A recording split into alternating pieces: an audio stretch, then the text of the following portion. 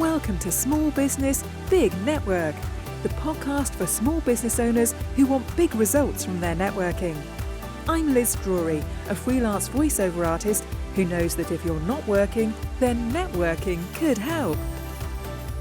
This week's episode is kindly sponsored by Barry Cryan, the CEO and founder of Do More Better. Barry helps busy business owners reclaim their time. Listen out for more information partway through today's interview. Lynda Russell-Whitaker helps women who want to be better at speaking in public, whether that's giving a presentation or speaking up at a meeting. Her top tip for getting ready for a networking meeting is to relax your shoulders before you go in and to check in with your breathing. Thank you very much for being my guest on the podcast today, Lynda. Thank you for having me, Liz.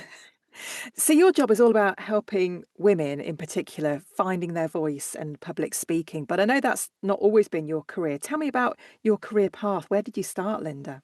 Oh my goodness. How long have you got? I mean, I suppose my career really properly started in digital media. That was in the early 90s.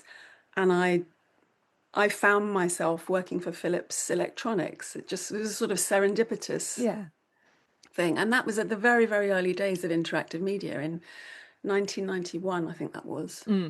So nobody knew what it was really, apart from, maybe there were some nurses training videos coming about before that. But yeah, so it was very, very early days of CDIs, they were called then for Philips, CD Interactive, and then CD-ROMs we started publishing later. So it was a pan-European publishing company that they set up, which was really interesting actually. And I loved it. And I was in it for quite a few years. It was really sort of before the dot-com boom hit, when kind of everybody jumped on board, and I kind of went off it then because it wasn't really early days anymore. And I think there's something very exciting about being in at the start of something. Yeah, being at the cutting edge, I guess. Yeah, it was very, very interesting. I learned so much from so many people. We had to bring consultants over from the States because they were called interaction designers, those people who had the real skills. And then we needed the storytellers, of course, because that's really where things shine, when you have people who really know how to properly technically tell a story. So yeah, and I stayed in that for many years. In fact, I went back to it in Brighton. That was in London. I'm a Londoner. And then I worked in Hove in the 2000s. Well, I'm trying to think what year I started that. Something like 2007, 8, for a few years, working for a fantastic digital media agency. But I'd gone into the development side before that from Philips, after working for Philips for about 4 years. Yeah. So, at what point in your career did you decide to become self-employed? I had actually been self-employed a lot before I worked for Philips. Yes, I am that old. And, and I was freelancing. I was an independent producer / project manager, kind of account facing, it had all sorts of different names really, for digital media studios, agencies. So I was self-employed then, even in the mid 90s. So most of my life I've either run my own business or freelanced. It's been unusual for me to have jobs. So yeah, that's been over 30 years. Yeah. And as I mentioned at the start, you're all about helping women to find their voice. And voice is something that's very important to you. And you've trained in singing, haven't you? Yeah, I trained for more than 10 years, actually. I trained privately with 2 superb soloists. One was a dramatic soprano. And then I probably worked with her for about 10 years. And that, again, was in the early 90s up to just the early 2000s. And then I worked with a really fabulous baritone. And that was really interesting, being trained by a man, working with a man. So, and then I, for a short stint, worked with a jazz singer, Ian Shaw. Actually, that was really interesting because I wanted to learn how to sort of not be so rigid. Come in a bit late or a bit early. Close enough for jazz. Do you still sing now? Yeah, I do. Yeah. And have you done that professionally at all, or has it always Yes, been in fact, people self-funded? did used to pay me. And then I did actually pay. I did sing quite often with my mum, with my late mum. She and I did quite a few duets at weddings together. She set up a little company. I think it was called Church Music Unlimited. And so we did some rather lovely duets together for people's weddings, and people paid us and then wrote us lovely thank you letters. And I've also sung for quite a few friends or their weddings over the years, and little concerts here and there. So Eh, tell me about your business now. What is it and what do you do? Oh gosh, what do I do? Yeah. I, well, as you said, I work with women. I particularly decided this is a repositioning, a relaunch. This is something I've done for quite a long time, I suppose, on and off. And I thought, I just want more women to be heard. I want them to speak with authority, conviction, and for people to listen to them and take note and take action. So that was really what inspired me to focus on working with women. It's a combination of working with aspects of the voice, which you'll know really well, Hmm. and really helping to construct a speech that has all the elements of it. I mean, I often use Aristotle's three proofs. That's one of my favorite systems. And I did a master's in rhetoric a few years ago, so that's really built on that knowledge hugely. And if you look at the three proofs, sometimes called the three appeals, ethos, pathos, and logos, that's a really good way to give your speech or your talk a health check. Mm. Have I, do I have do I have the credibility to be talking about this?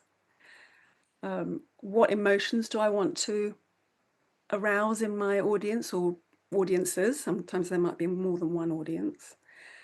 And then also, what's my argumentation? What's the logic? What's the evidence there? The facts and the figures. And with really, that's one of the analogies I use is actually if it's like a three-legged stool. If you tried to sit on a stool that three-legged stool that only had two legs, then you'd fall over. So that I think it's a really good way of just checking. Okay, have I got all these elements in my talk? So what led you to doing a master's in rhetoric? 'Cause it's quite an unusual subject. Yeah, it is. I think it's because I had a certain amount of knowledge. It piqued my curiosity having studied or worked with the three proofs. I worked for a communications consultant, started in 2011. In fact, I still write for that company. I still write for their quarterly journals. I've been doing that all those years. And that's really when I suppose I first came across Aristotle's three proofs, and I just thought, okay, this is very interesting, and I want to go in. I want to study it more deeply. And sort of married to that, I lived in Greece for 3 years, and I learned there how to speak and read and write modern Greek, not ancient Greek. And I don't know, I suppose there's some part of Greece that, my heart, there's always something there about Greece. So I think that these two elements made me want to study the ancient Greek rhetors, orators. I mean, we did also look at the Roman orators, but I then did an optional module. My optional module was on the ancient Greek orators again, so I sort of double studied them. So tell me about your clients. Who are they? Where are they from? What kinds of businesses? Oh goodness. Well, I suppose they. I don't think they're anything. They're from anywhere specific, really. Um, I think most of them would be independent. They're entrepreneurs or they're solopreneurs, if you like. That's certainly one target market. I mean, there are other elements, but that's a kind of different part to my business, which is more kind of research and analysis, sort of discourse analysis elements. But with women speaking, I would say it's a variety, really. They could be, yeah, I don't really know. I'm trying to think what. I think they just come from all that various, anybody who wants to speak in public, essentially, anybody who feels, okay, I really need to get up there, I need to be visible. I want people to hear what I have to say.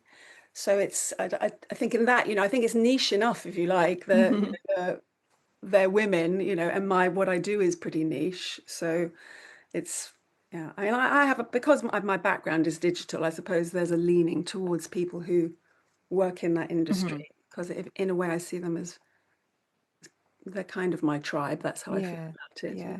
And what do they need your help with? It actually varies. I think it's very individual. I mean, some people will say, oh, they have a fear of public speaking, and so that might be one aspect, but that's not what I focus on, really. It's much more about, it could be to do with their breathing, or it could be they might be doing something quite strange with their voice. Maybe they don't modulate enough. There's not much change in pitch. You want to use the full range of your voice if you can. Some people have strange habits of using what we call the volume punch, as well as a change in pitch, which can be quite jarring if you do it too much. If I would constantly to be da da da da da da da, that's quite irritating for the listener, isn't it? So I think from a vocal aspect, it's very individual. I sort of think if it ain't broke, don't fix it. Sometimes it's eye contact. People, if they're looking at the floor, or if they're looking somewhere else, or they're not sharing eye contact as well with the audience. Some people only focus on, say, the front row, or they fixate on one or two people, which is also uncomfortable for the audience member. And equally, you don't want to be sort of windscreen wiping your way through an audience. You have to sort of select people and try to talk to the back of the room, and that's just, I suppose there's just so many different aspects to it. How do you help them? What form does your training take? I don't really know what that means. Do you work with them over Zoom? Do you go to them in person? Oh, What yeah. do you get Okay. them to Sorry. do? Yes. Yeah. I would say both. It can be online. It can, if people want to do it over video, that's very doable.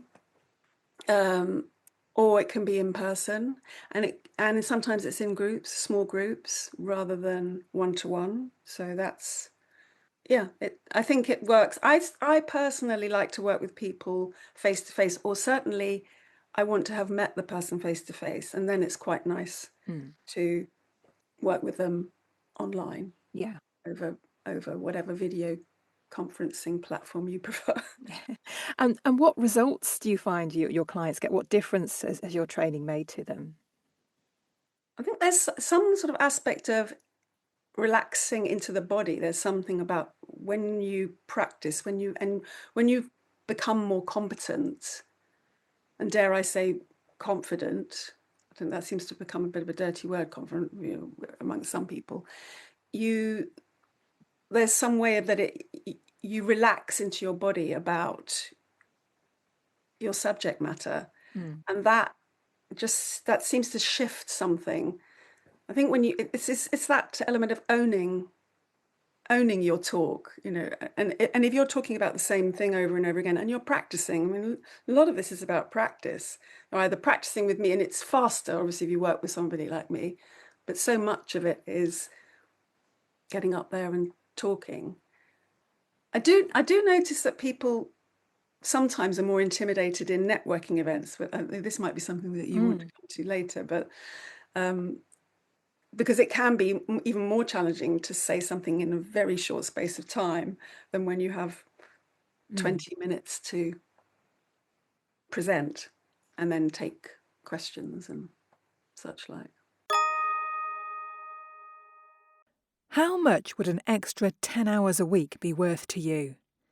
As a busy business owner, it's likely you spend way too much time in the weeds, answering emails, firefighting, and juggling endless tasks instead of focusing on growth, strategy, and the work you actually enjoy. The problem isn't your time. The problem is your systems. At Do More Better, We help founders buy back at least 10 to 15 hours every week using smarter systems, AI, automation, without hiring the person you think you need. Imagine leaving work earlier, having more time for family, and growing your business with less stress and overwhelm. If you'd like to reclaim 10 to 15 hours every week, visit domorebetter.ie and access our free training today. Do more better. Reclaim your time. Scale your impact. So is that something that people ask for your help with? And say I'm going to networking meetings and I don't want to stand up and do my Yeah, 60 seconds. recently someone has, yes, a couple of people have said they're interested in learning how to pitch. It's a pitch, isn't it? They used to call them elevator pitches. It's not so common to call it that anymore, but in a way it's quite a good name, because if you were stuck in a lift or an elevator with someone and they asked you, or even if you weren't stuck, you're just going up a few floors and you don't have very long to tell them, then it's like, what do you do and for whom? Mm-hmm. Why do you think it is something that people, perhaps particularly women, struggle with? I think you feel as if you're being put on the spot. Mm. I think that's how I feel, because I don't love doing it. I mean, I sort of comically say to people, I feel like a fraud because I don't particularly enjoy getting up and speaking in public. And I would say, well, it's about my clients, it's not about me. But you have to do it. And I think if you just, a lot of it's to do with physical relaxation and breathing and regulating the nervous system. Right, to a great degree. But yeah, so I think it's probably, maybe it's because we feel as if we're being judged, and I think that's valid, because I think women are judged more harshly often than men. So much is expected of us, and then we're also having to deal with how we look as well as how we sound and what we're saying. I think we are just judged more harshly, and it gets worse as you get older. So so you have to try not to get too much into your head. Mm. And I think that's probably what women, that distinction between men and women. Well, obviously men who are very introverted or shy, or they will have similar challenges or different challenges, perhaps. I don't know. I have worked with men and I do know some of their challenges. So. So are there any quick tips you can give us for maybe relaxing before you walk into a networking meeting where you've got to stand up and talk about your business? I find that it really works well to be very conscious of what your body's doing, and then obviously breathing is key, and not shallow breathing, not clavicular breathing. It has to come from lower down. And also I find that even just relaxing my body, relaxing my shoulders, just allowing myself to relax, I find that really helps. And also going back to the same networking event, if you start, people, and then you've broken the ice to some degree, so you start to feel more welcomed, and that's certainly how my experience with going to places regularly and people know you, and so it doesn't feel so much as if are these people on my side, if you like. Yeah. What kind of networking meetings do you go to? I go to a few. I mean, they tend to be women only, actually. I've got that. There's one lovely networking group, the Corporate Ladies Club. Not that I'd ever be known as a lady in my book. They have their networking events, and that's wonderful because it's run by a dementia charity called Sage. So that's quite special, and there's a very nice group of women, and lots of new people join. You meet new people each time, and they hold them in vineyards in West Sussex.